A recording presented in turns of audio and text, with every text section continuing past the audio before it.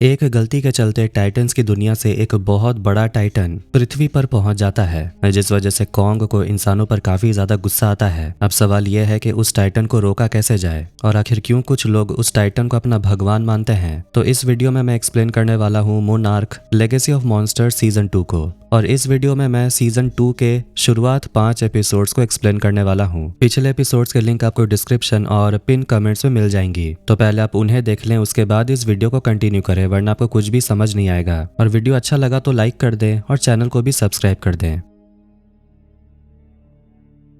Season 2 वहीं से शुरू होता है जहां सीजन 1 खत्म हुआ था। किंग कॉन्ग की जोरदार दहाड़ सुनकर सभी लोग डर के मारे फैसिलिटी के अंदर भागने लगते हैं। कॉन्ग गुस्से में हर चीज तोड़ता है और तबाह कर देता है। ऐसा लग रहा था जैसे आज वो किसी को जिंदा नहीं छोड़ेगा। वहीं दूसरी तरफ सभी लोग अपनी जान बचाने के लिए हेलीकॉप्टर में चढ़ने की कोशिश कर रहे थे। सबके चेहरे पर डर साफ दिख रहा था। किसी को समझ नहीं आ रहा था कि वो यहाँ से जिंदा निकल पाएंगे या नहीं। जैसे ही हेलीकॉप्टर उड़ता है, कॉन्ग उन्हें देखकर जोर से दहाड़ता है। इसके बाद अगले सीन में कीको को होश आता है। वो मोनार्क की मेडिकल फैसिलिटी में थी। होश आते ही वो अपने बेटे हिरोशी को ढूंढने के लिए बाहर भागती है, लेकिन दवाइयों के असर की वजह से वो ठीक से चल भी नहीं पा रही थी। तभी बाहर हिरोशी उसे मिलने आता है। वो अपनी माँ से कहता है, यही आपकी लेगेसी है, यही आपका मोनार्क है। असल में वो सभी लोग मोनार्क के एक बहुत बड़े जहाज में होते हैं और ये कुछ और नहीं बल्कि मोनार्क का आउटपोस्ट 18 था। इसके बाद नैटली और टिम रिपोर्ट देखते हैं। उन्हें पता चलता है कि उनके 16 लोग मारे जा चुके हैं और कई लोग घायल हैं। उनमें से 2 की हालत बहुत ज्यादा खराब थी। जब दोनों कैमरा की फुटेज देखते हैं तब टिम समझ जाता है कि कॉन्ग बहुत ज्यादा गुस्से में है। शायद स्कल आइलैंड में कोई नई चीज आ गई थी। नैटली ब्रेंडा से पूछती है, आखिर तुमने वहां क्या किया था? ब्रेंडा जवाब देती है, मैं तुम्हारे लोगों को वापस लेकर आई हूँ। वो इलाका कॉन्ग का है। जब तक हम वहाँ कुछ नहीं करते तब तक हम सुरक्षित रहते हैं। इसके बाद नैटली टिम को डांटने लगती है, इसीलिए हमने तुम्हें वहाँ भेजा था ताकि तुम देख सको कि सारे प्रोटोकॉल सही से फॉलो हो रहे या नहीं। टिम बोलता है, हमने कई टेस्ट किए थे। कॉन्ग तो शांत बैठकर हमें देखता रहता था, लेकिन अब जरूर कुछ तो बदल गया है। इसके बाद केट, मे, केंटारो, हिरोशी और कीको को कमरे में बंद करके रखा जाता है। वो लोग चिल्ला रहे थे कि उन्हें लॉक क्यों किया गया है, लेकिन कीको सबसे ज्यादा ली को लेकर परेशान थी, क्योंकि ली ने खुद को सैक्रिफाइस कर दिया था। तभी नैटली सभी से कहती है, शांत हो जाओ। कीको पूछती है, यहाँ की जिम्मेदारी किसकी है? ब्रेंडा कुछ बोलने वाली थी कि नैटली बीच में बोल पड़ती है, यहाँ सब कुछ मैं संभालती हूँ, मैं मोनार्क की डेप्यूटी डायरेक्टर हूँ। ये सुनकर कीको हल्का मुस्कुराती है और बोलती है, लगता है बहुत कुछ बदल गया है। फिर वो पूछती है, हम वापस कब जाएंगे ली को लाने के लिए? नैटली दुखी होकर बोलती है, अभी नहीं। लगता है एपेक्स साइबरनेटिक्स बेस में चल रहे एक ऑपरेशन की वजह से कॉन्ग बहुत ज्यादा गुस्से में है और मुझे दुख है कि ली अब इस दुनिया में नहीं रहा। लेकिन कीको तुरंत बोलती है, वो जिंदा है, वो बस हम सबको बचाने के लिए पीछे रह गया। मुझे पता है वो जिंदा है। इतना कहते कहते कीको फिर से बेहोश होने लगती है। इसके बाद कहानी फ्लैशबैक में 1957 के साउदर्न चिली पहुंच जाती है। कीको, ली और बिल वहां पर एक सांप जैसे मॉन्स्टर को ढूंढने के लिए आए थे। उन्हें कई रिपोर्ट मिली थी कि यहाँ बहुत बड़े बड़े सांप जैसे क्रिएचर देखे गए हैं जो खतरनाक बवंडर बनाते हैं। नाव के कप्तान को पैसे देने के बाद वो लोग एक खाली गांव में पहुंचते हैं। वहां पक्षियों को झुंड में उड़कर भागते देखते ही उन्हें समझ आ जाता है कि यहाँ कुछ तो गड़बड़ है। लेकिन उनके लिए यही सबसे बड़ी खुशखबरी थी, क्योंकि इसका मतलब है कि यहाँ कोई टाइटन मौजूद है। गांव में घुसते ही देखते हैं कि ज्यादातर लोग वहां से जा चुके थे। जो कुछ लोग बचे भी हैं वो छुप छुप कर इन लोगों को देख रहे थे और कुछ बोल भी नहीं रहे थे। वो तीनों एक ऊंचे प्लेटफॉर्म जैसी जगह पर चढ़ते हैं। वहां उन्हें खून के निशान दिखाई देते हैं। आखिर में वो तीनों एक बार में जाते हैं जहां गांव के कुछ लोग शराब पी रहे थे। बिल वहां पर एक मरे हुए जानवर को देखकर उसकी फोटो खींचने लगता है। तभी एक आदमी गुस्से में आकर उसे धक्का देता है। ली तुरंत मामला संभालने की कोशिश करता है, लेकिन वो गांव वाला चाकू निकाल लेता और गुस्से में बोलता है, यहाँ से चले जाओ। तभी एक लड़की लूसिया उस आदमी से बोलती है, चाकू नीचे रखो। आखिर में एक दूसरा आदमी अपने दोस्त को शांत कराता है। फिर वो बिल का कैमरा उठाकर उसे वापस देता है और उसके बाद वो तीनों वहां से निकलते हैं। प्रेजेंट में आउटपोस्ट 18 में केंटारो केट के लिए पानी लेकर आता है। वो उसे बताता है कि शायद बाद में ये लोग उन्हें टोक्यो भेज देंगे, लेकिन उससे पहले मेडिकल टेस्ट और पूछताछ जैसी बहुत सारी चीजें होंगी।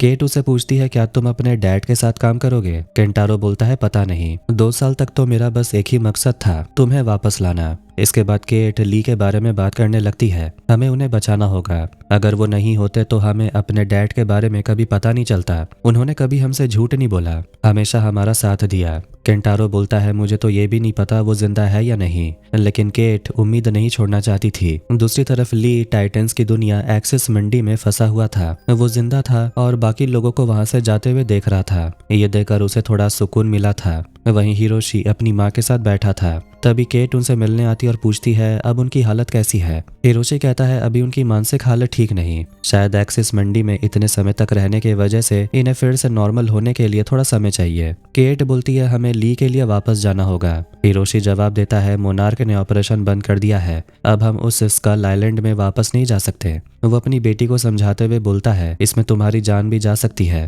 केट अपने पिता से बोलती है तो फिर हमारी मदद करो, कीको को उनकी जरूरत है। वो अपने डैड से नाराज थी क्योंकि वो 1 साल तक गायब रहे थे। हिरोशी मानता है कि वो उसकी गलती थी, लेकिन इस गलती की वजह से केट को अपनी जान खतरे में नहीं डालनी चाहिए। केट बोलती है मैं आपसे परमिशन नहीं मांग रही। ये सुनकर हिरोशी बोलता है तो फिर मैं भी तुम्हारे साथ चलूंगा। इसके बाद ब्रेंडा मे से मिलने आती है। वो बस ये देखना चाहती थी कि मे अब कैसी है। मे गुस्से में बोलती है कि अब ये नाटक बंद करो। ब्रेंडा जवाब देती है तुम्हारे लिए मैंने यहाँ 2 साल मेहनत की है, तुम्हें पता भी है तुम्हारे पीछे कितना पैसा खर्चा हुआ। मैंने मिशन अप्रूव किया, सुपरवाइज किया, इसलिए हाँ मुझे तुम्हारी फिक्र है। वो आगे कहती है हमारी कंपनी एपेक्स साइबरनॉटिक्स सिर्फ ये पता लगाना चाहती है कि टाइटंस के साथ कैसे रहा जा सकता है और तुम हमारी मदद करोगी। हमारे पास तुम्हारे लिए एक एक्स्ट्रा सीट है अगर तुम चाहो तो। मे ये सुनकर उलझन में पड़ जाती है। ब्रेंडा के जाने के बाद मे केट से बात करती और बताती है कि ब्रेंडा ने उसे जॉब ऑफर की है, लेकिन वो इस बार उनके जाल में नहीं फंसना चाहती। केट बोलती है लेकिन शायद तुम्हें वो काम कर लेना चाहिए क्योंकि पता नहीं अब हमारा क्या होगा।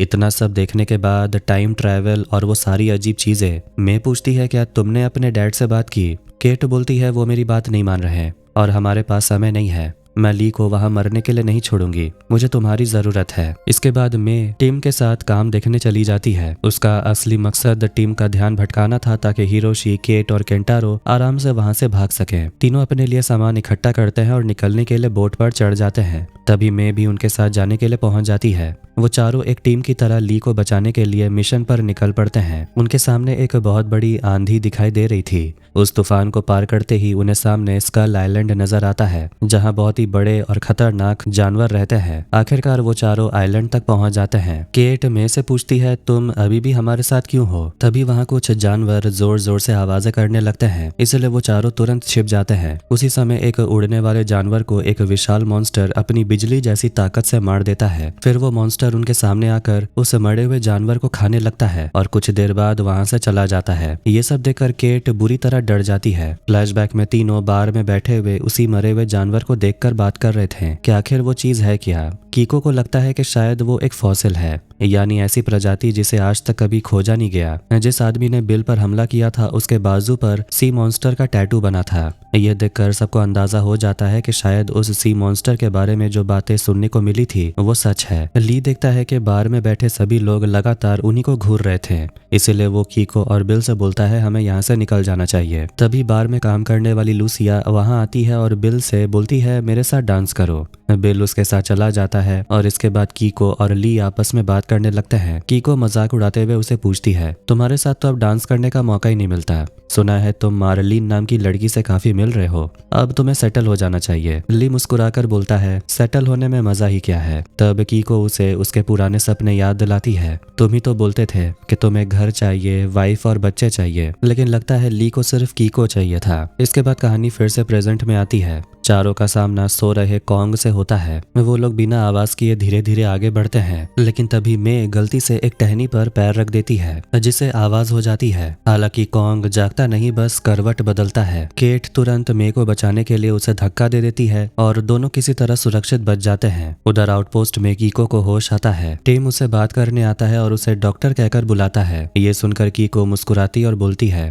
मैं हमेशा चाहती थी कि लोग मुझे डॉक्टर कहकर बुलाएं, शायद दुनिया अब बेहतर हो गई है। है। इसके बाद टिम उसे आर्टिफिशियल सैटेलाइट इमेजेस दिखाता है। उन्हें देखकर कीको हैरान रह जाती है क्योंकि उसके लिए ये सब बिल्कुल नया था। मोनार्क लगातार स्कल आइलैंड पर नजर रख रहा था। टिम कीको से बोलता है, मोनार्क को आपकी जरूरत है, यहाँ आपकी बहुत कमी थी। कीको सोचती है कि इन इमेजेस के मदद से वो लोग कॉन्ग से बच सकते हैं। फिर वो नेटली से बोलती है कि इन तस्वीरों की मदद से वो दोबारा एक टीम आइलैंड पर भेज सकते हैं, लेकिन नेटली साफ मना कर देती है। वो कहती है कि ये बहुत ज्यादा रिस्की है और फिर कॉन्ग के हमले की तस्वीर दिखाती है। तस्वीर में कीको को एक छोटा सा क्रिएचर नजर आता है। तभी उसे समझ आ जाता है कि कॉन्ग अपने इलाके को किसी चीज से बचाने की कोशिश कर रहा था। असल में वही क्रिएचर फ्लैशबैक में बार में दिखाई दिया था। लूसिया बिल के साथ डांस कर रही थी। वो उसे कहती है, मुझे पता है तुम यहाँ क्यों आए हो। फिर वो अपना टैटू दिखाकर बोलती है, तुम लोग इसके बारे में जानना चाहते हो ना। बिल जवाब देता है, समुद्र में मेरी टीम पर हमला हुआ था और वो लोग कभी वापस नहीं लौटे,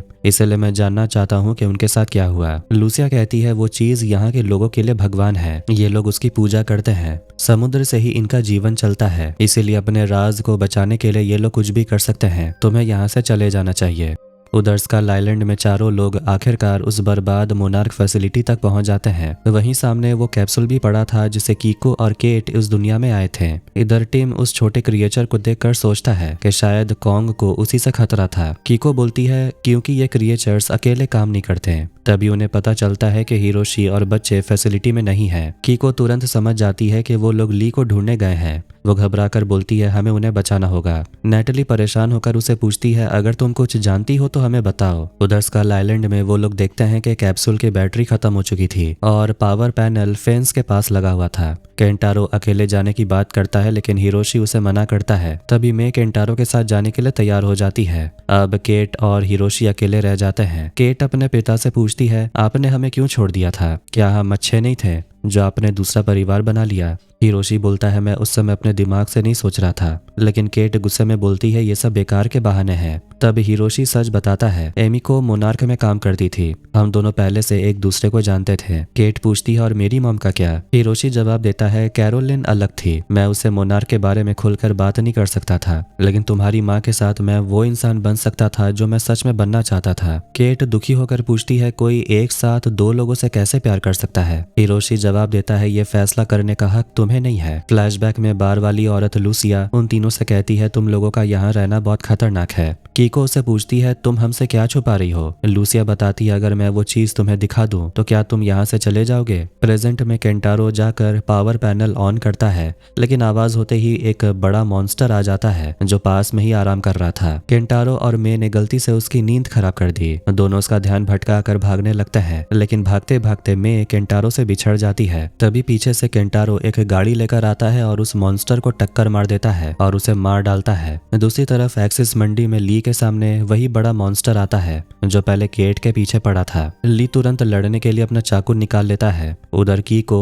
टिम और बाकी पूरी टीम हेलीकॉप्टर से हिरोशी और बच्चों को बचाने के लिए स्कल आइलैंड की तरफ बढ़ रही थी, लेकिन रास्ते में उन्हें भयानक आंधी के बीच से गुजरना पड़ता है। आखिरकार उन्हें वो चारों दिखाई देते हैं, लेकिन हेलीकॉप्टर वहां सीधे लैंड नहीं कर सकता, इसलिए उन्हें थोड़ी दूर उतरना पड़ता है। हिरोशी केट से बोलता है, इतनी जल्दी में हम दूसरी दुनिया में नहीं जा सकते, जबकि वो लोग हमारे पीछे हैं। लेकिन केट चिल्लाकर बोलती है, हमें ली के लिए कोशिश करनी होगी। फ्लैशबैक में लूसिया उन तीनों को एक गुफा के अंदर ले जाती है ताकि वो उन्हें वो रहस्यमय चीज दिखा सके। अंदर जाते ही कीको की नजर छोटे छोटे क्रिएचर्स पर पड़ती है जो पत्थरों से चिपके हुए थे। गुफा की दीवारों पर बहुत सारी पुरानी ड्राइंग्स बनी थी और उन्हीं में से एक बहुत बड़े मॉन्स्टर की फोटो थी जो ऑक्टोपस जैसा लगता था। लूसिया बताती है कि गांव वाले अपने भगवान के वापस आने का इंतजार कर रहे हैं ताकि इस गांव में फिर से खुशहाली आ सके। इतने बड़े मॉन्स्टर की तस्वीर देखकर कीको अंदर से डर जाती है। उधर स्कल आइलैंड में नेटली और कीको हिरोशी और केट को रोकने की कोशिश करते हैं। वो उन्हें समझाते हैं कि पता नहीं उस पोर्टल को खोलने से कौन सी खतरनाक चीज आजाद हो जाएगी। कीको दुखी होकर बोलती है, मैं पहले ही एक फैमिली खो चुकी हूँ, अब दोबारा नहीं खोना चाहती। केट को याद आता है कि कैसे उसे बचाने के लिए ली उसके साथ पोर्टल में कूद गया था। इसके बाद केट पावर ऑन कर देती है, तुरंत वहां पर पोर्टल खुल जाता है। उसी समय कॉन्ग की नींद भी टूट जाती है। एक्सिस मंडी के अंदर ली ये सब देख रहा था, तभी उसे कैप्सूल नीचे आता हुआ दिखाई देता है। ली उसकी तरफ भागने लगता है जबकि छोटे छोटे मॉन्स्टर्स उसके पीछे पड़े हुए थे, लेकिन तभी एक बड़ा टाइटन भी जाग जाता है। ली जल्दी से कैप्सूल के अंदर बैठता है और बाहर निकलने की तैयारी करता है। जैसे ही कैप्सूल पोर्टल की तरफ खींचने लगता है, वही बड़ा टाइटन भी पोर्टल के जरिए स्कल आइलैंड में पहुंच जाता है। कैप्सूल के अंदर एक छोटा मॉन्स्टर भी घुस गया था। ली उससे लड़ने की कोशिश करता है। उस बड़े मॉन्स्टर के बड़े बड़े टेंटेकल्स थे। उसे देखकर सब डर जाते हैं और पीछे हटने लगते हैं, लेकिन कीको उस मॉन्स्टर को बस देखते ही रहती है, क्योंकि ये वही मॉन्स्टर था जिसकी पूजा गांव वाले करते थे। अचानक नैटली उस मॉन्स्टर के टेंटेकल के चपेट में आ जाती है और मारी जाती है। आखिरकार ली उस छोटे मॉन्स्टर को मार देता है और उसका कैप्सूल पोर्टल से बाहर निकल आता है। ली को बाहर निकलता देख केट खुशी से चिल्लाने लगती है, लेकिन इतना बड़ा हंगामा होने की वजह से कॉन्ग बहुत ज्यादा गुस्से में आ चुका था। ये सब देखकर सभी लोग वहां से भागने लगते हैं। कॉन्ग गुस्से में उनका कैप्सूल तोड़ देता है, जिससे पोर्टल बंद हो जाता है। आखिर में सभी लोग हेलीकॉप्टर में बैठकर वहां से निकल जाते हैं, लेकिन इस बार उनके साथ नैटली नहीं थी। हेलीकॉप्टर से जाते वक्त उनकी नजर कॉन्ग पर पड़ती है, जो उस बड़े टाइटन के पीछे समुद्र की तरफ भाग रहा था। लेकिन अब वो टाइटन समुद्र के रास्ते भाग निकलता है और पूरी तरह खुला घूम रहा था। इसके बाद कॉन्ग गुस्से में उनकी तरफ देखकर जोर से दहाड़ता है। ऐसा लग रहा था जैसे वो कह रहा हो कि ये सब उन्हीं लोगों की गलती थी। कॉन्ग तो बहुत ज्यादा गुस्से में था, क्योंकि इंसानों की वजह से एक खतरनाक मॉन्स्टर अब पृथ्वी पर खुला घूम रहा था। हेलीकॉप्टर में भी सभी लोग उसी ऑक्टोपस जैसे दिखने वाले मॉन्स्टर के बारे में बात कर रहे थे। ली पूछता है, क्या तुम्हें पता है वो चीज क्या है? कीको बताती है कि उसने पहले भी उस मॉन्स्टर को देखा है। ऊपर से ली आउटपोस्ट 18 को देखता है और सोचता है कि मोनार्क ने तो काफी तरक्की कर ली है। हेलीकॉप्टर आखिरकार लैंड हो जाता है, लेकिन किसी को ये नहीं पता था कि वही छोटा वाला मॉन्स्टर आउटपोस्ट तक पहुंच चुका था। दूसरी तरफ वो टाइटन इतना विशाल था कि उसके सामने पृथ्वी का सबसे बड़ा जानवर ब्लू व्हेल भी छोटा लग रहा था। अब सबकी नजर उसी मॉन्स्टर पर थी। कुछ लोग टीम को यहाँ का इंचार्ज बनने को बोलते हैं, लेकिन वो मना कर देता है। वो कहता है कि मैं ये सब अकेले नहीं संभाल सकता, हमें डॉक्टर बैरिस से बात करनी होगी। तभी कोई बोलता है तो उन्हें कॉल पर लाइए। टीम बोलता है डायरेक्टर से कांटेक्ट करो, लेकिन टीम को बताया जाता है कि कम्युनिकेशंस पूरी तरह से ठप हो चुका है। ये सुनकर टीम गुस्सा हो जाता है, बोलता है तो फिर उसे ठीक करो। उसकी टीम के लोग उसे बोलते हैं तो फिर हमें कोई ऑर्डर दीजिए। इसी बीच ली वहां पहुंच जाता है और पूछता है काम आगे बढ़ क्यों नहीं रहा। फिर वो स्क्रीन पर उस बड़े मॉन्स्टर को देखता है और बोलता है अब तक हम कोई कदम क्यों नहीं उठा रहे हैं। ली पूछता है यहाँ का इंचार्ज कौन है। सब लोग टीम की तरफ इशारा करते हैं, लेकिन टीम इतनी बड़ी जिम्मेदारी लेने से डर रहा था। वो कहता है हमें ऊपर से ऑर्डर लेने के लिए थोड़ा टाइम चाहिए। ली बोलता है हमारे पास टाइम नहीं है। अगर वो मॉन्स्टर कहीं पहुंच गया तो ये जी-डे यानी गॉडजिला हमले से भी कई गुना ज्यादा खतरनाक होगा। ये सुनकर टीम गुस्से में ली पर चिल्लाने लगता है आपको यहाँ कुछ भी बोलने का हक नहीं है। आपकी वजह से हम सब यहाँ फंसे हैं। अगर आपने जबरदस्ती हमारे आउटपोस्ट पर कब्जा नहीं किया होता और केट को दूसरी दुनिया में नहीं ले गए होते तो आज ये सब नहीं होता। ली जवाब देता है मैं किसी को दूसरी दुनिया में लेकर नहीं गया था, लेकिन कम से कम मेरे पास कोई प्लान तो था। तुम्हारे पास क्या प्लान है? ये सुनकर टीम शांत हो जाता है। फिर वो अपनी टीम से बोलता है ठीक है, अब हम उस मॉन्स्टर का पीछा करेंगे और पता लगाएंगे कि आखिर वो जा कहाँ रहा है। दूसरी तरफ वो छोटा मॉन्स्टर आउटपोस्ट में खुला घूम रहा था। हिरोशी बहुत परेशान था। वो कह रहा था कि उन्होंने गलती से एक टाइटन को आजाद छोड़ दिया और उन्हें ये सब करना ही नहीं चाहिए था। केट बाहर से उसकी बातें सुन लेती है और नाराज होकर वहां से चली जाती है, क्योंकि पोर्टल चालू करने वाला बटन उसी ने दबाया था। हिरोशी उसके पीछे जाता है। केट रोते हुए बोलती है तो आप मुझ पर इल्जाम लगा रहे हैं। हिरोशी उसे समझाता है जो हो गया वो हो गया, अब हमें आगे के बारे में सोचना चाहिए। केट बोलती है तो यही आपका तरीका, आप हमेशा सब कुछ छोड़कर आगे बढ़ जाते हो। हिरोशी उसे रोककर बोलता है तो क्या तुम हर चीज का दोष मुझ पर डालना चाहती हो कि मेरे वजह से पूरी फैमिली बर्बाद हो गई, इसलिए तुम यहाँ आई और अब यहाँ जो कुछ भी हुआ उसका दोष भी मुझ पर डाल दो। केट गुस्से में वहां से चली जाती है। अपने कमरे में जाते समय वो एक आदमी से टकराती है। वो आदमी जैसे ही अपने कमरे में जाता है वो कुछ अजीब आवाजें सुनता है। साफ था कि वो छोटा मॉन्स्टर उसके कमरे में छुपा हुआ था। अचानक वो मॉन्स्टर उस आदमी पर हमला कर देता है। इसके बाद कहानी फिर 1957 के फ्लैशबैक में चली जाती है। बिल गुफा में बनी पेंटिंग्स को देखकर बहुत खुश था। वो बाहर आता है तो कीको पानी में बहुत ज्यादा फास्फोरस और नाइट्रोजन देखकर हैरान थी। वो सोच रही थी कि आखिर ऐसी कौन सी चीज है जो पानी की क्वालिटी इतनी बेहतर बना रही है। तब बिल खुशी से सबको बताता है कि उसे उन ड्राइंग्स की मदद से एक मैप समझ में आ गया है। उसे पता चला कि सी मॉन्स्टर्स कहाँ से आता जाता है। वो कहता है कि अगर हमें जवाब चाहिए तो हमें सैंटियागो जाना होगा, लेकिन कीको मना करती है। वो कहती है मुझे लगता है जवाब इसी आइलैंड में मिलेगा। बिल उसे समझाता है तो फिर तुम यहाँ रहकर सैंपल्स इकट्ठा करो, मैं जाकर मैप तैयार करता हूँ। ली उन्हें समझाता है कि तीनों को साथ रहना चाहिए, लेकिन दोनों उसकी बात नहीं मानते।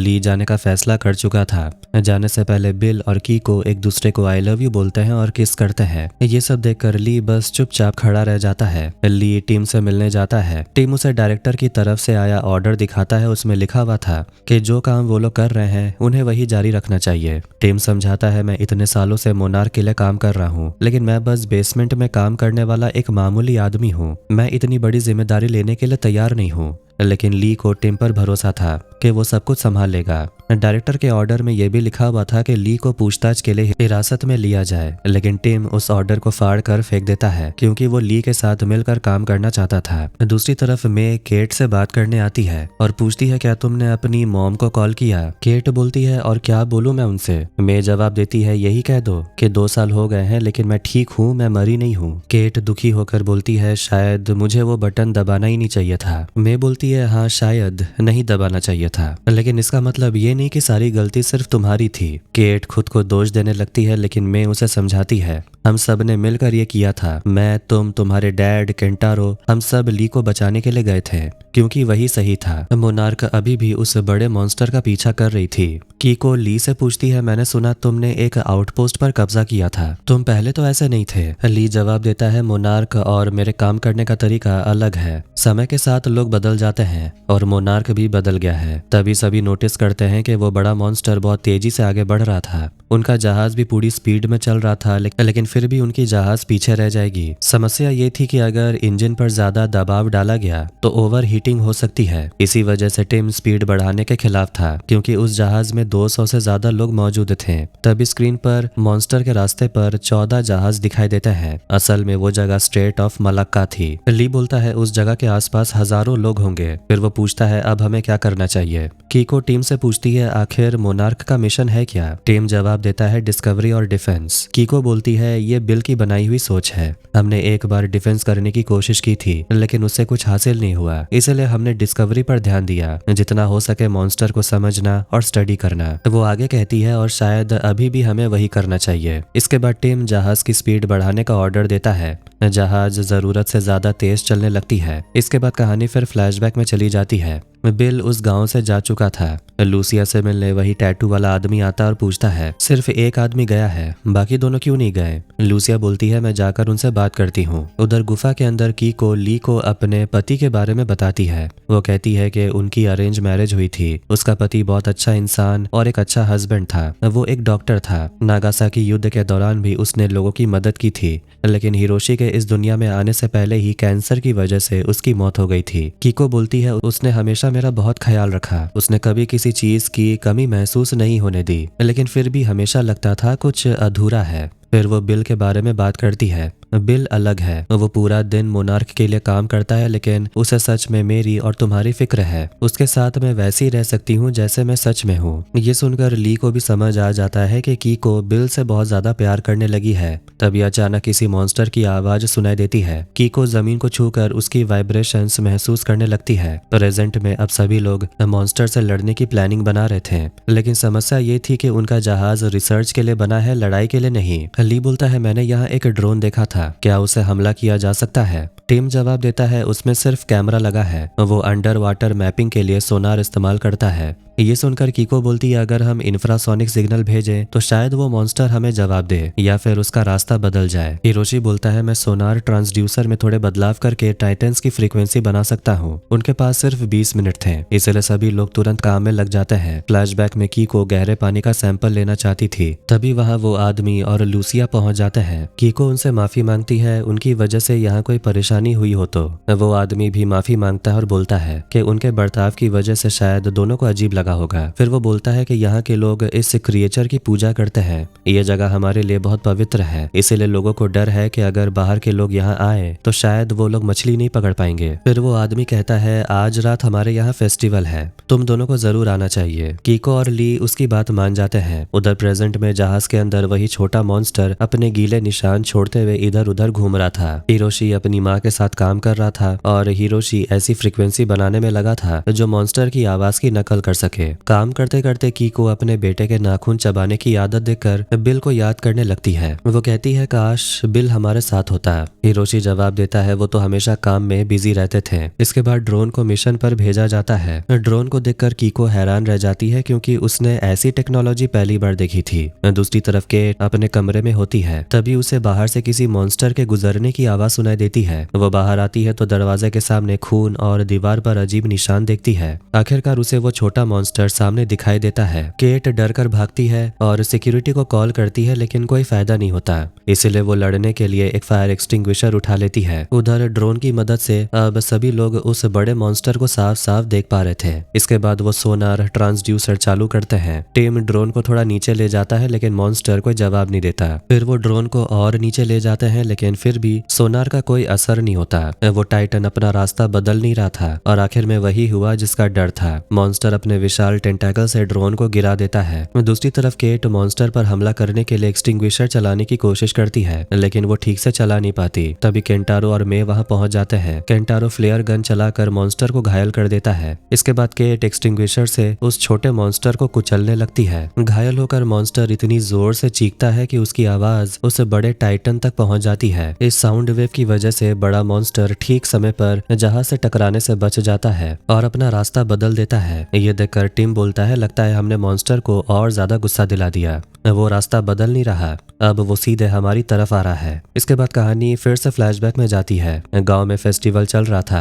लूसिया तैयार होकर आती है और ली उससे पूछता है ये कैसा फेस्टिवल है। लूसिया बताती है इस फेस्टिवल के जरिए हम अपने समुद्री भगवान को खुश करने की कोशिश करते हैं ताकि उनका आशीर्वाद हमेशा हमारे ऊपर बना रहे। इसके बाद सब लोग ड्रिंक पीने लगते हैं और फिर नाच गाना शुरू हो जाता है। लोग कीको और ली को भी डांस करने के लिए ले आते हैं लेकिन साफ लग रहा था कि ड्रिंक में कुछ मिलाया गया था क्योंकि कीको और ली दोनों को चक्कर जैसा महसूस हो रहा था। जब दोनों आमने सामने आते हैं तो काफी करीब आ जाते हैं। तभी वहां एक बहुत बड़ी मछली लाई जाती है और उसी प्लेटफॉर्म पर टांग दी जाती है। इसके बाद पूरा माहौल अचानक शांत हो जाता है। फिर वही आदमी चाकू लेकर आता है और उस मछली को काट देता है। इसके बाद वो उसी खून से लूसिया के माथे पर इन्फिनिटी जैसा निशान बनाता है। असल में वो निशान उस मॉन्स्टर की आंख जैसा था। उस मॉन्स्टर की आंख में 2 पुतलियां थी। प्रेजेंट में वही टाइटन मोनार्क के जहाज की तरफ बढ़ रहा था। केंटारो सबको बताता है कि जहाज में भी एक छोटा मॉन्स्टर था। वो बुरी तरह घायल है लेकिन अभी जिंदा है और बिल्कुल उसी छोटे क्रिएचर जैसा दिखता है जिसे उन्होंने स्कल आइलैंड में देखा था। लगता है वो किसी तरह यहाँ तक पहुंच गया। आखिर में सब लोग उस छोटे कीड़े जैसे मॉन्स्टर को जिंदा देखते हैं और समझ जाते हैं कि वो बड़ा टाइटन उसी के लिए वापस आ रहा है। इसके बाद वो लोग उस छोटे मॉन्स्टर को एक बोट में रखते हैं। ली उसे लेकर आउटपोस्ट से दूर चला जाता है ताकि बड़ा मॉन्स्टर जहाज की तरफ न आए। तभी केट को एक अजीब वाइब्रेशन महसूस होता है। जैसे ही पानी उसके पैरों को छूता है उसे कुछ गड़बड़ महसूस होने लगता है। फ्लैशबैक में दोनों लूसिया से पूछते हैं अब क्या होगा। लूसिया दुखी होकर बोलती है मैंने तुम दोनों को यहाँ से चले जाने को कहा था, अब मुझे माफ कर देना। इतना कहते ही गांव के सभी लोग अपने अपने घरों के अंदर छुप जाते हैं। ली कीको से बोलता है हमें यहाँ से निकलना चाहिए लेकिन कीको फिर से वही वाइब्रेशंस महसूस करने लगती है जो उसने गुफा में महसूस की थी। अचानक गुफा के अंदर दरारें फटने लगती है और वहीं से हजारों छोटे छोटे मॉन्स्टर्स गांव की तरफ निकल आते हैं। ये देखकर ली और कीको डर कर भागने लगते हैं। उधर प्रेजेंट में सभी की नजर उस बड़े टाइटन पर थी। टाइटन पानी से बाहर आकर जोर से दहाड़ता है। ली उस छोटे कीड़े जैसे मॉन्स्टर को पानी में फेंक देता है और तेजी से मोनार्क आउटपोस्ट की तरफ भागने लगता है। तभी एक विशाल लहर उसे लगभग निगल ही लेती है लेकिन वो किसी तरह बचकर बाहर निकल आता है। ये देखकर सभी लोग राहत की सांस लेते हैं। फ्लैशबैक में ली और कीको किसी घर के अंदर घुसने की कोशिश करते हैं लेकिन सारे दरवाजे बंद थे। अब वहां से निकलने का एक ही रास्ता बचा था, बोट। लेकिन अचानक उनके सामने वही विशाल टाइटन आ जाता है जिसे गांव वाले भगवान मानते हैं। अब वो टाइटन बहुत ज्यादा तबाही मचाने लगता है लेकिन फिर अचानक वहां से मुड़कर चला जाता है। उसके पीछे पीछे वो छोटा मॉन्स्टर भी चला जाता है। जब टाइटन जा रहा था तभी कीको जल्दी से उसकी फोटो खींच लेती है और सोचती है बेचारा बिल, वो ये सब देख नहीं पाया। इसके बाद गांव वाले बाहर निकल आते हैं। ली देखता है कि उसकी बंदूक कहीं गिर गई है, इसीलिए वो कीको को वहां से लेकर जाने लगता है लेकिन गाँव वाले उन्हें घेर लेते हैं और बोलते हैं कैमरा हमें दे दो। लूसिया अपने लोगों को समझाती है इन्हें जाने दो, वैसे भी इनकी बातों पर कोई यकीन नहीं करेगा, लेकिन कुछ लोग बोलते हैं ये लोग वापस जाकर और लोगों को यहाँ लेकर आएंगे। तभी एक आदमी जबरदस्ती कैमरा छीनने की कोशिश करता है और कीको के हाथ पर हमला कर देता है। ली तुरंत उसे पकड़ लेता है और उसी का चाकू उसके गले पर रख देता है। इसके बाद दोनों अपनी जान बचाकर वहां से भाग जाते हैं। उधर प्रेजेंट में केट और मे टोक्यो पहुंच जाते हैं। केट बस अपने घर वापस जाना चाहती थी। उसे लग रहा था कि अगर वो ज्यादा समय यहाँ रहेगी तो और मुसीबतों में फंसती जाएगी और अब उसके यहाँ रहने का कोई मतलब भी नहीं बचा। मे उसे समझाती है मोनार्क तुम्हारी लेगेसी है, तुमने गॉडजिला की आंखों में देखा, हम एक्सिस मंडी जाकर वापस लौट आए। केट दुखी होकर बोलती है और जब दुनिया को पता चलेगा कि मैंने वो टाइटन को इस दुनिया में छोड़ दिया तब लोग मेरे बारे में क्या सोचेंगे। अब ये सुनकर मे वहां से चली जाती है। उधर आउटपोस्ट में सभी लोग बात कर रहे थे कि इतने बड़े टाइटन को आखिर दुनिया से छुपाया कैसे जाए। हिरोशी और कीको एक प्लान बनाते हैं। वो कहते हैं कि अगर चाहें तो टाइटन को ऐसी जगह ले जाया जा सकता है जहां आबादी ना हो, तब तक वो लोग सोच सकते हैं कि आगे करना क्या है। कीको बोलती है टाइटन ने उस छोटे मॉन्स्टर की आवाज पर रिएक्ट किया था, मतलब हमें वैसी ही आवाज दोबारा बनानी होगी। लेकिन जिस डिवाइस से वो आवाज बनाई जा सकती थी वो तो स्कल आइलैंड में डिस्ट्रॉय हो चुका था। तब हिरोशी बोलता है मेरे पास एक दूसरा डिवाइस है मेरे वर्कशॉप में, वो एक प्रोटोटाइप है। तभी टीम को कमांड सेंटर में बुलाया जाता है। असल में वहाँ एपेक्स साइबरनेटिक्स से जेसन आया था जो स्पेशल प्रोजेक्ट्स का हेड था, तो वो यहाँ पूरा काम अपने हाथ में लेने आया था। टीम उसे देखकर बिल्कुल खुश तो नहीं था। जेसन बताता है कि उसकी कंपनी एक ultra long wave sonar system बना रही है जिससे टाइटन्स को आसानी से ट्रैक किया जा सके। वो ये भी बताता है कि फिलहाल उनकी कंपनी को यहाँ सब कुछ संभालने की जिम्मेदारी दे दी गई है। ये सुनकर टीम गुस्सा में बोलता है ये सब ठीक नहीं हो रहा, मैं डायरेक्टर से बात करूंगा। इसके बाद वो डायरेक्टर से बात करता और पूछता है एपेक्स आखिर मोनार्क का इंचार्ज कैसे बन सकता है। डायरेक्टर जवाब देता है तुम्हें तो ये भी नहीं पता कि वो टाइटन अभी है कहाँ। टीम बोलता है हमने उसे पहले भी ढूंढ निकाला था और फिर से ढूंढ लेंगे। डायरेक्टर बोलता है तुमने नहीं, ली ने ढूंढा था। टीम समझाता है ली के पास टाइटन से डील करने का असली एक्सपीरियंस है और उन्हें उसकी मदद लेनी चाहिए, लेकिन डायरेक्टर बोलता है वो आदमी एक क्रिमिनल है। फिर वो टीम को डांटते हुए बोलते हैं एपेक्स हमें वो सारी मशीन्स देगा जिनकी मदद से हम टाइटन्स को ढूंढ सकें, इससे पहले कि आम लोगों को उस टाइटन के बारे में पता चले। मैं चाहता हूं कि तुम तुरंत कीको और ली को हमारे हवाले कर दो, इससे पहले कि वो दोनों कोई और मुसीबत खड़ी करें। टीम ये सब सुनकर बिल्कुल भी खुश नहीं था। वो जाकर सारी बातें कीको और ली को बता देता है। वो समझाता है कि एपेक्स एक ऐसी कंपनी है जो रिसर्च के लिए बड़ी बड़ी मशीन्स और इक्विपमेंट बनाती है। मोनार्क भी अपने बड़े मिशंस में उनकी मदद लेती रहती है, लेकिन सिर्फ मशीन्स लाना अलग बात है और पूरा मिशन उनके हवाले कर देना बिल्कुल गलत है। हालांकि स्कल आइलैंड वाला ऑपरेशन जिससे कीको, ली, केट और मे वापस आ पाए वो भी एपेक्स साइबरनेटिक्स की वजह से ही संभव हो पाया था। एपेक्स को पता था कि टाइटन से जुड़ा काम बहुत बड़ा बिजनेस बन सकता है, इसलिए वो पूरी कोशिश करेंगे कि सब कुछ उनके कंट्रोल में आ जाए। इसके बाद टीम सभी को वहां से भागने के लिए बोलता है। चारों लोग शिबुया, टोक्यो पहुंच जाते हैं। वहां बड़ी स्क्रीन्स पर उनके वांटेड पोस्टर्स दिखाए जा रहे थे। हिरोशी उन सबको अपने ऑफिस लेकर आता है। वहां एक सिमुलेटर डिवाइस रखा हुआ था। कीको उसे देखकर हैरान रह जाती है क्योंकि वो सुजुकी के बनाए सिमुलेटर से काफी छोटा था। तब हिरोशी बोलता है लेकिन ये उससे कई गुना ज्यादा पावरफुल है। कहानी फ्लैशबैक में जाती है। गांव वाले ली और कीको को पकड़ने के लिए उनके पीछे भाग रहे थे। ली जल्दी से कीको के कैमरा लेता है और उसकी रील निकाल लेता है और कैमरा नीचे गिरा देता है। इसके बाद दोनों जाकर छुप जाते हैं। गांव वालों को कैमरा मिल जाता है, इसलिए वो लोग दूसरी तरफ उन्हें ढूंढने निकल जाते हैं। तभी अचानक उन दोनों से आवाज हो जाती है, लेकिन शुक्र था कि लूसिया ने उनकी आवाज सुनी। वो उन्हें देख भी लेती है मगर कुछ बिना कहे वहां से चली जाती है। उधर टीम मे से मिलने टोक्यो पहुंचता है। टीम को ये सब काफी अजीब लग रहा था। उसे समझ नहीं आ रहा था कि मोनार्क जैसी कंपनी को किसी प्राइवेट कंपनी के हाथ में कैसे दिया जा सकता है। उसे पूरा शक था कि एपेक्स जरूर कुछ बड़ा छुपा रही है। सच का पता लगाने के लिए वो मे से कहता है तुम ब्रेंडा के पास जाकर इंटरव्यू दो, मैं चाहता हूँ कि तुम एपेक्स में काम करो और अंदर की जानकारी हमें दो। मे पूछती है लेकिन मैं ये कैसे करूंगी। टीम बोलता है तुम पहले वहाँ काम कर चुकी हो, तुम ही बताओ। मे जवाब देती है अगर वहाँ काम करना है तो मेरे पास कुछ ऐसा होना चाहिए जिसकी उन्हें हमेशा जरूरत रही है और वो चीज मेरे पास अभी भी है। दूसरी तरफ केट सैन फ्रांसिस्को में अपने घर पहुंचती है। वो दूर से पूरे शहर को देख रही थी जो अभी भी उजड़ा हुआ था। केट घर के अंदर जाती है और फैमिली फोटोज देखने लगती है। कैरोलाइन अपनी बेटी को देखते ही रोते हुए उसे गले लगा लेती है। अब कैरोलाइन जेम्स के साथ रह रही थी। तीनों साथ बैठकर खाना खाते हैं। जेम्स मजाक में पूछता है, तो तुम इतने दिनों तक कहाँ थी, बता सकती हो या फिर ये सब टॉप सीक्रेट है? केट बताती है, मेरे लिए ये तो बहुत अजीब है, मैं बस कुछ दिनों के लिए गई थी लेकिन यहाँ 2 साल गुजर गए। कैरोलाइन पूछती है, तो उस दुनिया में सच में मॉन्स्टर्स रहते हैं? केट हाँ में जवाब देती है, लेकिन अब उसे समझ नहीं आ रहा कि आगे करना क्या है। उसकी माँ उसे समझाती है, मैं तुम्हारे टीचर फ्रेंड से मिली थी,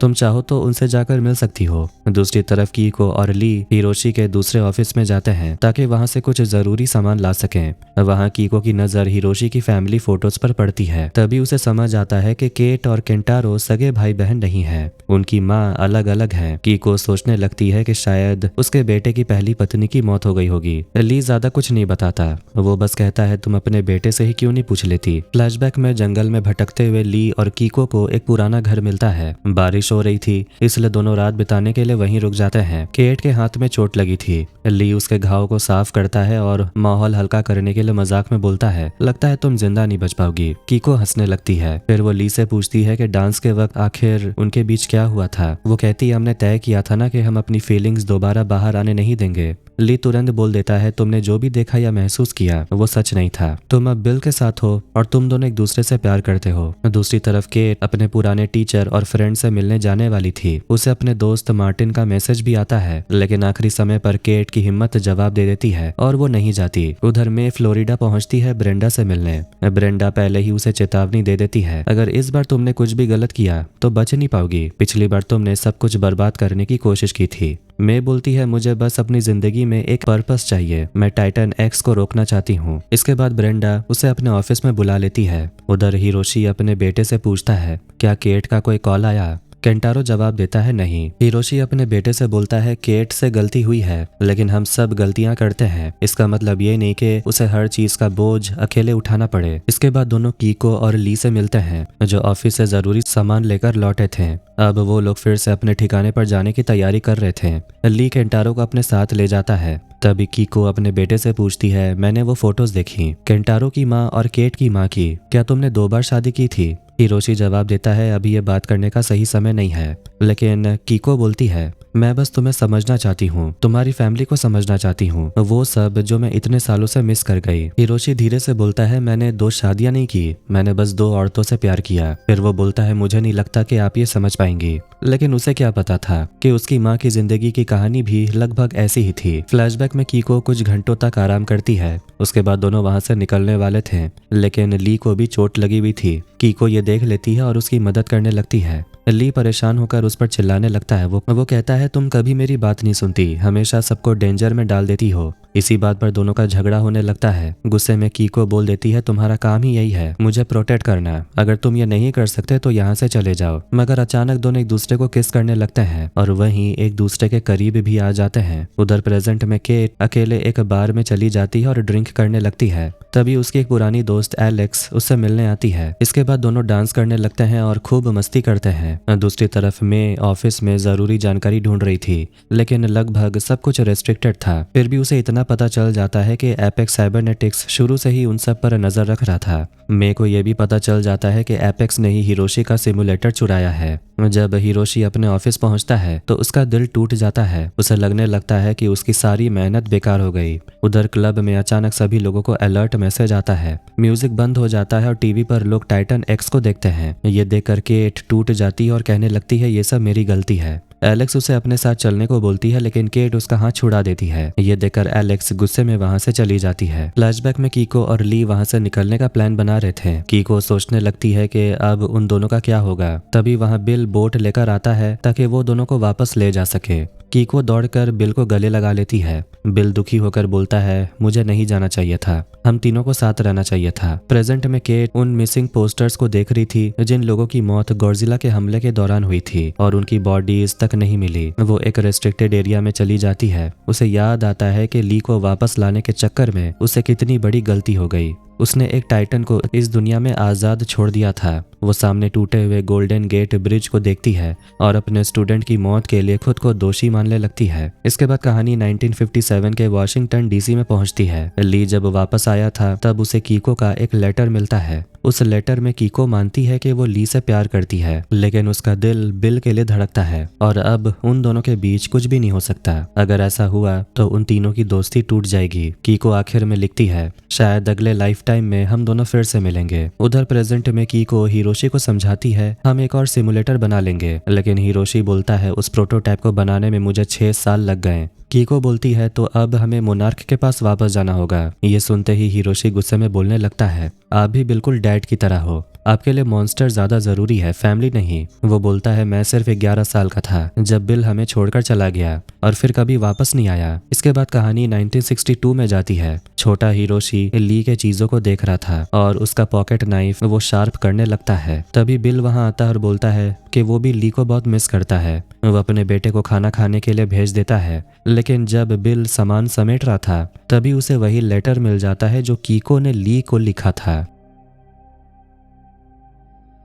बिल को अब कीको और ली के रिश्ते के बारे में पता चल चुका था। उसका दिल पूरी तरह टूट गया था। इसके बाद से वो अपना सारा समय सिर्फ टाइटन्स को ट्रेस करने में लगाने लगा। साल बीतते जाते हैं और कहानी 2015 में पहुंच जाती है। किसी को बिल की सारी चीजें मिल जाती है और यहीं से एपेक्स साइबरनेटिक्स का खेल शुरू होता है। इसके बाद अमेरिका में 2 लड़के समुद्र में सर्फिंग करने जाते हैं। हालांकि वहां साफ वार्निंग लगी हुई थी कि उस इलाके में गॉडजिला के आने का खतरा है, लेकिन फिर भी दोनों वीडियो बनाने के चक्कर में वहां चले जाते हैं। मोनार्क उस जगह पर नजर रख रही थी और लाउड स्पीकर से उन्हें वार्निंग देती है, अपनी सेफ्टी के लिए यहाँ से निकल जाओ, ये टाइटन्स का इलाका है। लेकिन वो लोग वीडियो बनाने में लगे रहते हैं। तभी रेडार में टाइटन एक्स दिखाई देता है और रेत के अंदर से वही छोटे मॉन्स्टर्स बाहर निकल आते हैं। वो दोनों लड़कों पर हमला कर देते हैं और उन्हें मार डालते हैं। उसी समय मोनार्क के जहाज के नीचे टाइटन एक्स गुजरता है, जिससे पूरा जहाज हिलने लगता है। फिर वो विशाल मॉन्स्टर अपने टेंटाकल से मोनार्क के जहाज को समुद्र में डुबो देता है। अगली सुबह केट को होश आता है। वो गोल्डन गेट ब्रिज के पास समुद्र किनारे सो गई थी। उसके फोन में उसके डैड की बहुत सारी मिस कॉल्स थी। तभी अचानक उसे टाइटन एक्स के वाइब्रेशंस महसूस होने लगते हैं।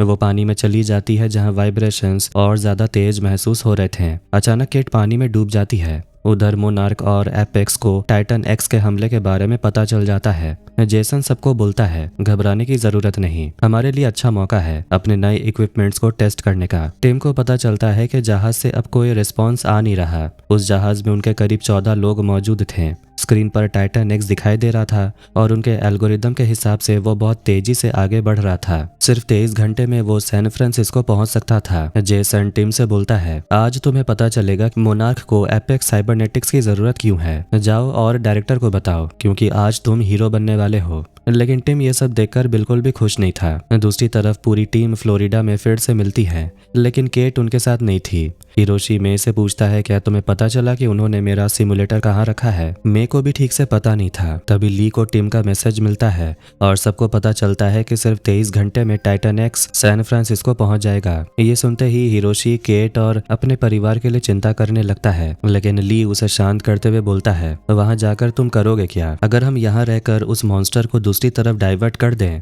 तो शायद पूरा शहर बच सकता है। हिरोशी अब भी केट के लिए परेशान था। केंटारो बोलता है वो अपनी मर्जी से गई थी, वो अडल्ट है और अपने फैसले खुद ले सकती है। इसी बात पर बाप बेटे के बीच बहस शुरू हो जाती है। तब कीको अपने पोते से बोलती है, अपने डैड से इस तरह बात मत करो। ली साफ कह देता है, अगर केट और सैन फ्रांसिस्को के लोगों को बचाना है तो हमें इस टाइटन को दूसरी दिशा में मोड़ना होगा, लेकिन मैं गारंटी नहीं दे सकता कि यह प्लान काम करेगा। उधर सैन फ्रांसिस्को में मॉन्स्टर अलर्ट की वजह से सड़कों पर भारी भीड़ लगी हुई थी। रास्ते में केट को एक और औरत मिलती है। वो असल में केट के उस स्टूडेंट की माँ थी जो गॉडजिला हमले वाले दिन बस में था। ये सुनकर केट रोने लगती है, लेकिन वो औरत बोलती है, मैं तुम्हें थैंक यू बोलना चाहती हूँ, असल में मेरा बेटा माइकल जिंदा बच गया। वो केट को समझाती है, तुम चाहती तो खुद भाग सकती थी, ज्यादातर लोगों ने वही किया, लेकिन तुमने मेरे बेटे को बचाने की पूरी कोशिश की, उसके लिए थैंक यू। उधर मे को यकीन हो जाता है कि सिमुलेटर को एपेक्स ने किसी सब स्टेशन में छुपा कर रखा है। वहां जाने के लिए मे कीको और बाकियों का फेक आईडी कार्ड बनाती है। ये सब देखकर कीको और भी ज्यादा हैरान रह जाती है, क्योंकि उसे ये सब टेक्नोलॉजी की आदत नहीं थी। इसके बाद सब लोग उस सब स्टेशन में काम करने वाले केविन का पीछा करते हैं। ली उस क्लब में जानबूझकर तमाशा करने लगता है और लोगों से बदतमीजी से बात करता है। फिर वो एक आदमी से लड़ाई करने लगता है और अचानक बेहोश होने का नाटक करता है। असल में वो अपने बुजुर्ग उम्र का फायदा उठा रहा था। सीपीआर देने के लिए केविन आगे आता है। मौका देखकर केंटारो केविन का बैग चुरा लेता है। फिर हिरोशी उस बैग में एक डिवाइस डाल देता है। उसके बाद केंटारो बैग वापस उसकी जगह पर रख देता है और तभी ली तुरंत उठकर वहां से चला जाता है। उधर जेसन और टिम के बीच फिर से बहस शुरू हो जाती है। जेसन चाहता था कि इंसान और टाइटन्स एक दूसरे के साथ रहना सीख जाएं। केट अपने घर आती है तो देखती है कि उसकी माँ और जेम्स पैकिंग कर रहे थे। केट बोलती है मुझे उनके पास वापस जाना होगा, लेकिन कैरोलाइन सख्त मना कर देती है और बोलती है तुम भी बिल्कुल अपने डैड की तरह गायब हो गई थी। हमने तुम्हारे लिए फ्यूनरल रखा था। हम सोच चुके थे कि तुम मर चुकी हो और अब तुम फिर से जाना चाहती हो। तुम्हें पता नहीं इस बार तुम वापस आओगी भी या नहीं। केट जवाब देती है गॉडजिला के हमले ने मेरी पूरी दुनिया बदल दी और मैंने जो किया उससे मैं भाग नहीं सकती।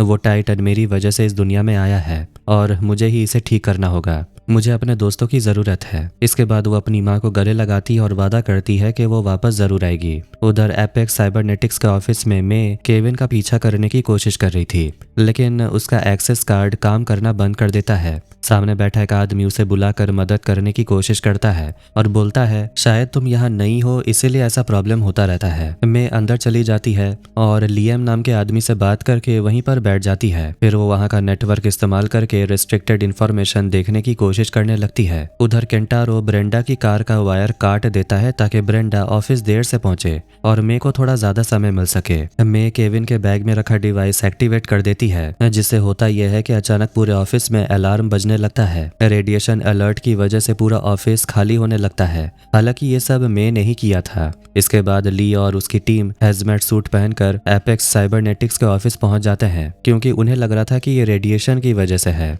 सीसीटीवी डिसेबल करने के बाद वो लोग कैमराज में देखते हैं कि एपेक्स मॉन्स्टर्स पर रिसर्च कर रही है। मतलब ये कंपनी स्कल आइलैंड से क्रिएचर्स को स्मगल करके यहाँ ला रही थी। केंटारो ये देखकर दुखी हो जाता है। उसे बुरा लग रहा था कि इतने बड़े बड़े क्रिएचर्स को छोटे छोटे कमरों में कैद करके रखा गया है जहाँ वो तड़प रहे थे। ली सबको रेडियो देता है और सबको उनका काम समझा देता है। इसके बाद हिरोशी और कीको वहाँ से निकल जाते हैं। उधर में सिमुलेटर ढूंढ रही थी। वो ब्रेंडा के ऑफिस में जाती है और सब स्टेशन का एक्सेस पाकर दरवाजा खोलने लगती है ताकि हिरोशी और कीको अंदर जा सकें। माँ और बेटा इस एडवेंचर पर निकलकर काफी खुश थे, क्योंकि दोनों को हमेशा से सपना था कि वो एक साथ दुनिया को बचाने जैसा किसी मिशन पर जाएं। दूसरी तरफ टिम देखता है कि टाइटन नेवी शिप्स की तरफ बढ़ रहा था। वो जेसन से बात करता है। जेसन बताता है कि वो सैन फ्रांसिस्को जा रहा है ताकि सिचुएशन को ग्राउंड लेवल पर देख सके। उसे नेवी शिप्स की बिल्कुल चिंता नहीं थी। वो ये सब कुछ टिम के हवाले करके वहां से चला जाता है। उधर हिरोशी और कीको एक बड़े दरवाजे के सामने पहुंचते हैं। मे दरवाजा खोलने की कोशिश कर ही रही थी, लेकिन ऑफिस के बाहर सबको समझ आ गया था कि रेडिएशन अलर्ट नकली था। यहाँ तक कि ब्रेंडा भी साइकिल से ऑफिस वापस पहुंच चुकी थी। अब उनके पास बिल्कुल भी समय नहीं बचा था। ब्रेंडा अपने ऑफिस में आती और पीछे से मे भी अंदर आती है। मे उसे बातों में उलझाने लगती है। वो कोड्स के बारे में बात करती है। तब ब्रेंडा उसे समझाती है हमें टाइटन्स के साथ रहना सीखना चाहिए। फिर वो बोलती है कि मैं तुम्हें कुछ दिखाना चाहती हूँ। इसके बाद ब्रेंडा मे को अपने साथ ले जाती है। उधर मे अपना असली काम कर नहीं पा रही थी और हिरोशी और कीको अब भी सब स्टेशन में फंसे हुए थे। उनका बाहर निकलना बहुत जरूरी था क्योंकि गार्ड्स उनकी तरफ बढ़ रहे थे। ब्रेंडा मे को सीक्रेट लैब में ले जाती है। वहाँ स्कल आइलैंड से लाए गए छोटे मॉन्स्टर्स रखे हुए थे। ब्रेंडा एक मॉन्स्टर के गले में लगे डिवाइस को एक्टिवेट करती है। इसके बाद वो आराम से उस क्रिएचर को अपने हाथ से खाना खिलाने लगती है। फिर वो मे से बोलती है कि ये सब तुम्हारे कोड की वजह से पॉसिबल हुआ। इस कोड की मदद से हमने इन क्रिएचर्स के अंदर की वायलेंस को कंट्रोल कर लिया है। लेकिन वो ये भी बताती है कि इसका इफेक्ट सिर्फ 30 सेकंड तक रहता है।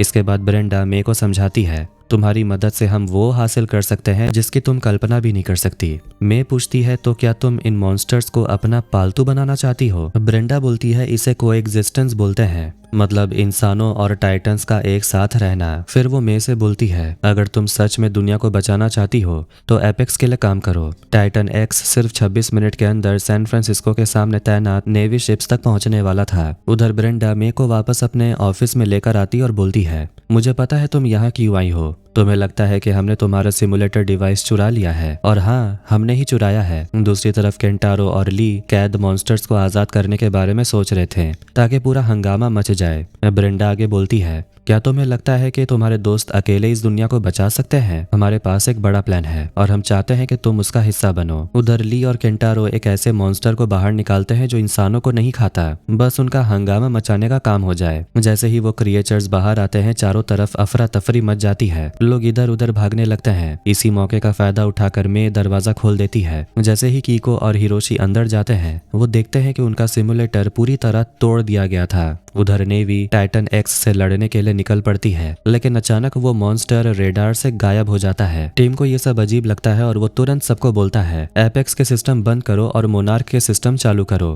तभी मॉनिटर पर बैठी एक लड़की बोलती है, सर कुछ बड़ा दिखाई दे रहा है, लेकिन टाइटन जितना बड़ा नहीं। टीम ध्यान से देखता है और पता चलता है कि वो तो सिर्फ एक ब्लू व्हेल थी। मतलब एपेक्स साइबरनेटिक्स ने सबको बेवकूफ बनाया और इसीलिए जेसन आराम से वहां से निकल गया, क्योंकि इतने समय से वो टाइटन को फॉलो कर ही नहीं रहे थे। उधर हिरोशी टूट जाता है क्योंकि उसकी मशीन पूरी तरह बर्बाद हो चुकी थी। तभी ली के पास मैसेज आता है कि टाइटन एक्स वाला अलर्ट नकली था। ये सुनकर सबकी जान में जान आती है। सैन फ्रांसिस्को में केट और बाकी लोग सुरक्षित थे। इसके बाद केंटारो सबको वहां लगे बुलेटिन बोर्ड की तरफ देखने को बोलता है। उसे देखकर सबको पता चलता है कि एपेक्स साइबरनेटिक्स शुरू से ही कीको, ली और बिल पर नजर रख रही थी। तभी हिरोशी बिल की फोटो देखता है और कहानी फ्लैशबैक में जाती है। फ्लैशबैक में छोटा हिरोशी अपने डैड बिल से बोलता है कि वो अपनी नानी के साथ नहीं जाना चाहता, वो अपने डैड के साथ रहना चाहता है। लेकिन बिल उसे बोलता है, तुम मेरे साथ नहीं आ सकते क्योंकि मैं एक सीक्रेट मिशन पे जा रहा हूँ, लेकिन मैं वापस आऊंगा।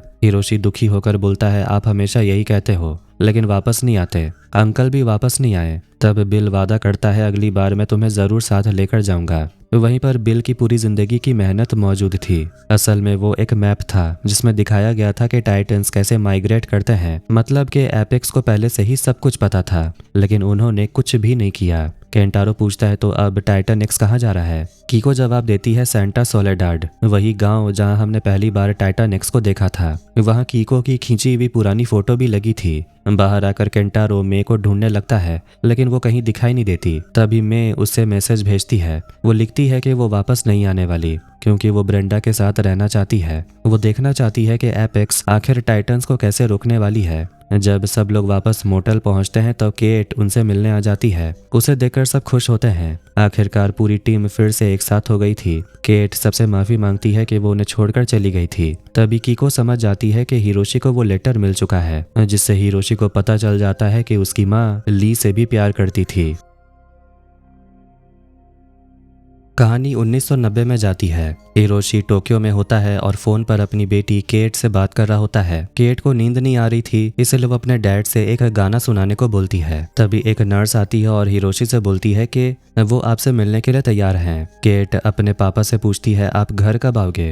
हिरोशी बोलता है, मैं जल्दी घर आ जाऊंगा। असल में हिरोशी वहाँ अपनी दूसरी पत्नी एमिको के साथ होता है। अभी अभी एमिको ने एक बेटे को जन्म दिया था। एमिको बोलती है कि मैं अपने बेटे का नाम बिल रखना चाहती हूँ, जो तुम्हारे पापा का नाम था। हिरोशी कहता है, वो मेरे स्टेप फादर का नाम था। मेरे असली पिता का नाम था केंटारो, इसीलिए बच्चे का नाम केंटारो रखा जाता है। हिरोशी अपने बेटे को गोद में लेता है और इस तरह जापान में उसका दूसरा परिवार शुरू हुआ। प्रेजेंट में हिरोशी को पता चलता है कि उसकी माँ ली से भी प्यार करती थी। वो गुस्से में वहां से जाने लगता है। कीको उससे बात करने की कोशिश करती है, लेकिन हिरोशी बात बदलते हुए बोलता है कि हमें टाइटन के पीछे जाना चाहिए। वो लेटर दिखाते हुए बोलता है, मुझे इसके बारे में कुछ नहीं जानना। कीको बोलती है, ये बस एक गलती थी। हिरोशी गुस्से में बोलता है, लेटर पढ़कर तो मुझे ऐसा नहीं लगा कि ये सिर्फ गलती थी। डैड को सब पता चल गया था, इसीलिए वो हमसे दूर चले गए। ये सिर्फ आपकी वजह से हुआ। कीको बोलती है, ऐसा नहीं है, बिल तुमसे बहुत प्यार करता था। लेकिन हिरोशी बोलता है, प्यार करता था, फिर भी वो हमारे साथ रहते तो नहीं थे।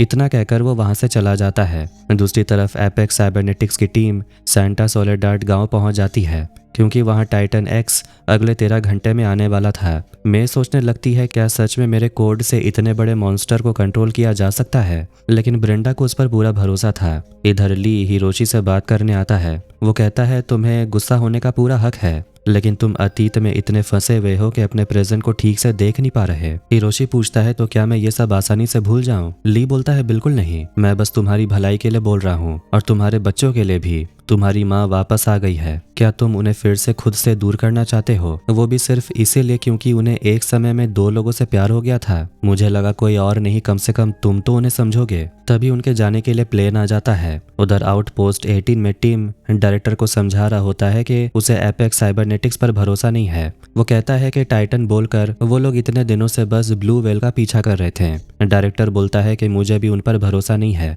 इसीलिए तो तुम्हें काम पर रखा गया है। टिम बताता है कि उसके पास एक खबर देने वाला आदमी है जिसने बताया कि एपेक्स टाइटन को ढूंढने साउथ अमेरिका गई है। डायरेक्टर पूछता है और कौन है तुम्हें यह बताने वाला। फिर उसे समझ आ जाता है कि टीम ली के साथ काम कर रहा है। डायरेक्टर बोलता है मैं एक भगौड़े आदमी की बातों पर भरोसा नहीं कर सकता। टीम जवाब देता है लेकिन एपेक्स तो कर रही है ना, और उनके पास बिल का बनाया हुआ टाइटन का मैग्नेटरी मैप भी है। हमारे पास लोग भी हैं और इक्विपमेंट भी, हम मदद कर सकते हैं। लेकिन डायरेक्टर एपेक्स के खिलाफ नहीं जाना चाहता था क्योंकि वो कंपनी बहुत ताकतवर है। वो कहता है कि वो तभी मानेगा जब टीम खुद कोई प्रूफ लेकर आएगा। इधर ली और पूरी टीम प्लेन में सेंटा सोलेडाड जाने के लिए बैठ चुकी थी। प्लेन के अंदर पूरा सन्नाटा था। तभी कीको केट से पूछती है कि सैन फ्रांसिस्को में तुम्हारे साथ क्या हुआ।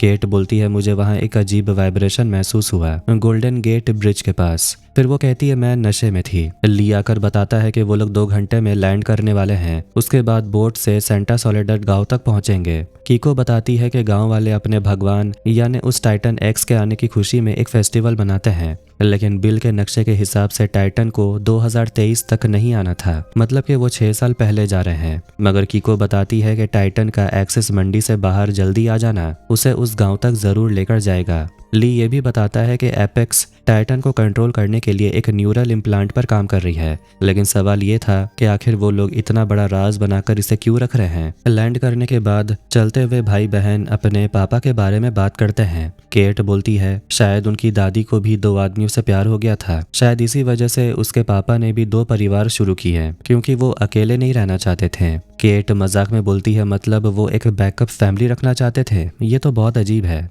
केंटारो अपनी बहन को बताता है कि जब तुम 2 साल तक गायब थी तब हमारे डैड ठीक से सो भी नहीं पाए। अब लग रहा है कि मैं उन्हें सच में समझ पा रहा हूँ। दूसरी तरफ कीको ली से पूछती है तुम्हारे पास वो लेटर अभी भी क्यों थी। ली बोलता है क्योंकि तुम्हारी वही एक चीज मेरे पास बची हुई थी, लेकिन अब हम पास्ट को बदल नहीं सकते और मुझे नहीं लगता कि हिरोशी अभी तुम्हारी बात सुनने वाला है, इसलिए उसे थोड़ा वक्त दो। उधर जेसन ब्रेंडा से बात करने आता है और बताता है कि ली और उसकी पूरी टीम यहाँ पहुंच चुकी है। ब्रेंडा उसे खुली छूट देते हुए बोलती है उन्हें रोकने के लिए तुम जो चाहो कर सकते हो। ली आखिरकार एपेक्स के ठिकाने तक पहुंच जाता है। मे देखती है कि पूरा गांव खाली हो गया था। ब्रेंडा बोलती है कि मोनार्क के आने के बाद यहाँ रहने वाले लोग गांव छोड़कर चले गए। मे पूछती है अगर टाइटन यहाँ आ गया तो क्या होगा। ब्रेंडा बोलती है वो तो उसके आने के बाद ही पता चलेगा। हमारा काम ड्रोन लॉन्च करना है जिसमें हमारा इम्प्लांट लगा होगा, हमें बस उसे टाइटन में फिट करना है। उम्मीद करते हैं कि कोई हमें रोकने नहीं आएगा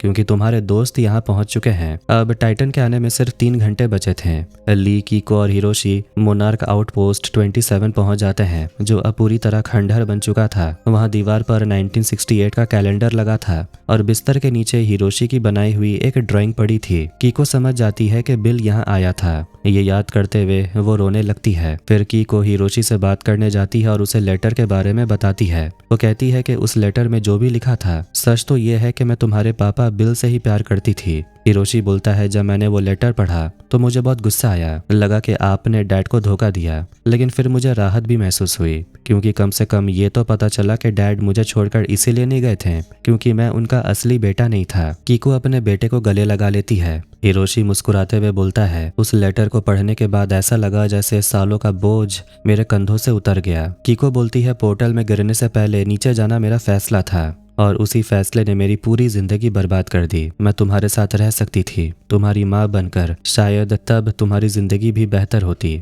हिरोशी कहता है गलतियां तो मैंने भी बहुत की हैं। कहानी फिर 2014 में चली जाती है। हिरोशी अपने परिवार से मिलने टोक्यो पहुंचता है, लेकिन घर के अंदर जाने से पहले ही उसे टिम का मैसेज आता है जो उसे वापस अमेरिका बुला रहा था। हिरोशी बोलता है मैं अपने परिवार से 1 महीने से नहीं मिला, मुझे घर जाना ही होगा। लेकिन टिम उसे बताता है मोनार्क को एक बैग मिला है जिसमें तुम्हारे पापा बिल का नाम लिखा है। उसके अंदर मैप्स, टेप्स और बहुत सारी चीजें हैं। शायद ये सब स्कल आइलैंड से जुड़ा हुआ है। ये सुनकर हिरोशी रुक जाता और बोलता है मैं 1 हफ्ते में वापस आ जाऊंगा। टीम के बहुत समझाने के बाद हिरोशी तुरंत वहां से अपने परिवार से बिना मिले चला जाता है। प्रेजेंट में मोनार्क के जहाज में टाइटन एक्स डिटेक्ट होता है जो सीधे उनके जहाज की तरफ आ रहा था। टाइटन जहाज के नीचे से निकल जाता है और अब सीधा सेंटा सोलेदाद गांव की तरफ बढ़ने लगता है। दूसरी तरफ ब्रेंडा अपने सीनियर से बात कर रही थी। वो उन्हें समझाती है कि उसे मे के कोड्स पर पूरा भरोसा है। इधर ली, कीको और उसकी टीम उस पुराने इलाके में पहुंचती है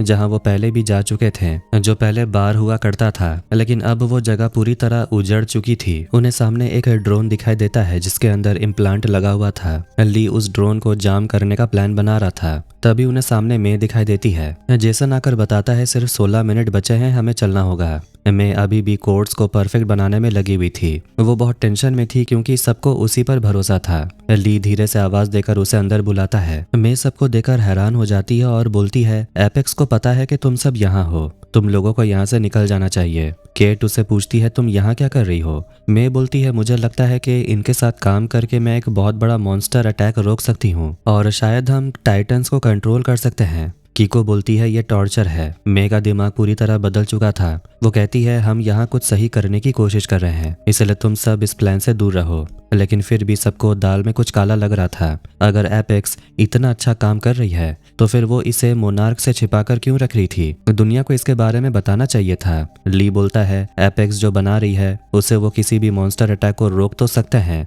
लेकिन हमला भी करवा सकते हैं। वो किसी भी चीज पर टाइटन से अटैक करवा सकते हैं। असल में उनका इम्प्लांट सिर्फ कंट्रोल नहीं करता, बल्कि ये एपेक्स का सबसे बड़ा हथियार है जिसे वो हाईएस्ट बिडर को बेचने वाले थे। मैं ब्रेंडा के पास जाकर बोलती है मुझे और समय चाहिए, लेकिन अचानक वहां सब कुछ हिलने लगता है। जोरदार वाइब्रेशंस होने लगते हैं और गुफा के अंदर से वही छोटे मॉन्स्टर्स बाहर आने लगते हैं। कीको समझ जाती है कि टाइटन आ रहा है। केट वाइब्रेशंस को बहुत तेज महसूस कर रही थी। जैसे ही जगह खाली होती है, ली, कीको और पूरी टीम ड्रोन को जाम करने में लग जाती है, लेकिन इससे पहले कि वो ड्रोन तक पहुंच पाते जेसन ड्रोन को लॉन्च कर देता है। छोटे मॉन्स्टर्स यानी स्कैरेब्स से बचने के लिए सब लोग घर के अंदर घुस जाते हैं, लेकिन ली बाहर ही स्कैरेब्स के बीच फंस जाता है और थोड़ा घायल हो जाता है। केट वाइब्रेशन महसूस करते हुए सामने देखती है टाइटन एक्स वहां पहुंच चुका था। उसका शरीर पूरी तरह चमक रहा था। केट धीरे धीरे टाइटन की तरफ बढ़ने लगती है। तभी हिरोशी नोटिस करता है कि केट उसके सामने नहीं है। वो तुरंत अपनी बेटी को बचाने के लिए भागता है। टाइटन ड्रोन को पकड़ने की कोशिश कर रहा था। केट हिम्मत करके आगे बढ़ती है और टाइटन एक्स उसके सामने आता है। एपेक्स ये सब देखकर घबरा जाती है। उन्हें समझ नहीं आता कि आखिर ये लड़की कर क्या रही है, लेकिन इसी मौके का फायदा उठाकर एपेक्स टाइटन पर हमला कर देता है और इम्प्लांट इंजेक्ट कर देता है। टाइटन जोर से चीखता है और उसी समय केट भी तड़पने लगती है। तभी मैं देखती है कि उसके कोड्स काम नहीं कर रहे हैं, क्योंकि कोड्स को सही तरह चलाने के लिए टाइटन एक्स को समझना बहुत जरूरी था। ब्रेंडा उसे डांटते हुए बोलती है रोना बंद करो और इसे तुरंत ठीक करो। मैं बोलती है मुझे समय चाहिए वरना सब कुछ खराब हो जाएगा। हिरोशी अपनी बेटी को संभालता है और उसे वहां से लेकर भागता है। उधर स्कैरेब्स टाइटन की मदद करने के लिए उसके शरीर पर चढ़ जाते हैं और उसके उस टेंटेकल को काट देते हैं जिसमें इम्प्लांट लगा हुआ था। टाइटन छटपटाता है और उसके टेंटेकल के जोरदार वार से आसपास के घर तबाह हो जाते हैं और एपेक्स का सिग्नल भी कट जाता है। ब्रेंडा घबरा जाती है कि उनका मिशन फेल हो गया। वो तुरंत ऑर्डर देती है सब लोग यहाँ से निकलो। जेसन चुपके से कुछ जरूरी सबूत उठाता है और पीछे के रास्ते से भाग जाता है। टाइटन गुस्से में सब कुछ तबाह करने लगता है और फिर वहां से चला जाता है। जब केट को होश आता है तो वो देखती है कि हिरोशी बहुत बुरी तरह घायल हो चुका था। सब लोग वहां उसकी मदद करने के लिए पहुंचते हैं। हिरोशी रोते हुए अपनी बेटी से बोलता है मैं तुम्हारी जिंदगी के बहुत सारे मोमेंट्स मिस कर गया। मुझे पता है मैं अच्छा डैड नहीं था। कीको अपने बेटे को वही गाना सुनाती है जो बिल गाया करता था और फिर कुछ सेकंड्स में हिरोशी हमेशा के लिए उन्हें छोड़कर चला जाता है। आखिर में टीम भी मोनार्क को लेकर वहां पहुंच जाता है और केंटारो जैसे ही मदद लेकर वापस आता है वो देखता है कि उसके डैड अब इस दुनिया में नहीं रहे। खैर वीडियो को यहीं पर एंड करते हैं। अब इसके बाद की कहानी देखेंगे अगले वीडियो में। बस कुछ दिन इंतजार करें, वीडियो आ जाएगा। अगर आपको ये वीडियो पसंद आया तो वीडियो को लाइक कर दें, चैनल को भी सब्सक्राइब कर दें। मिलते हैं अगले वीडियो में। Take care.